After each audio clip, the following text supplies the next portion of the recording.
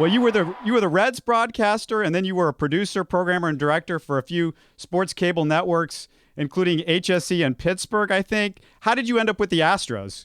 Well, I ended up with the Astros because I was with, it was a crazy story, but I was with the Financial News Network in Los Angeles, which morphed into CNBC.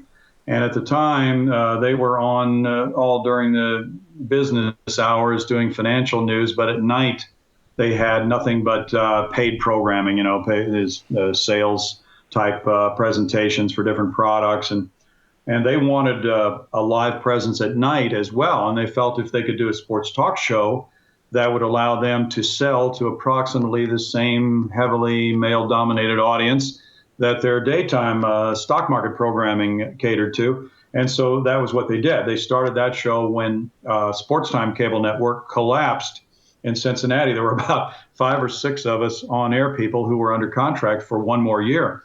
And they found an assignability clause in our contracts. And they came to us and said, well, you have 2 choices. You can either work out the remaining year of your contract, moving from Cincinnati to Los Angeles. We'll give you a slight pay adjustment.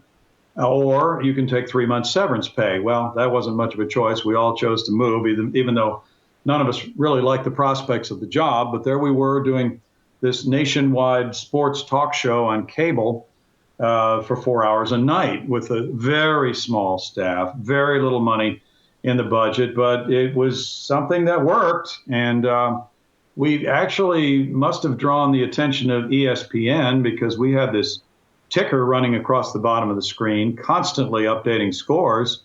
And they had never done that until a few months after our network started doing it. So it did get a rise out of them and eventually served the viewers of ESPN better. Well, after a couple of years there, I realized with the low budgets and our programming probably was about as good as it was ever going to be. And I had pretty much given up on the idea of getting another baseball play-by-play job. But Dick Wagner was the general manager of the Astros, and they were in town to play the Dodgers. And I had called ahead to see if he was making the trip, and indeed he was. And he agreed to be on a show with me, which was this cable talk show. And we did, I think it was either half an hour or an hour show. And I gave him a ride back to his hotel in downtown L.A., and he and I had been in Cincinnati together. He was general manager of the Reds when I was doing the games.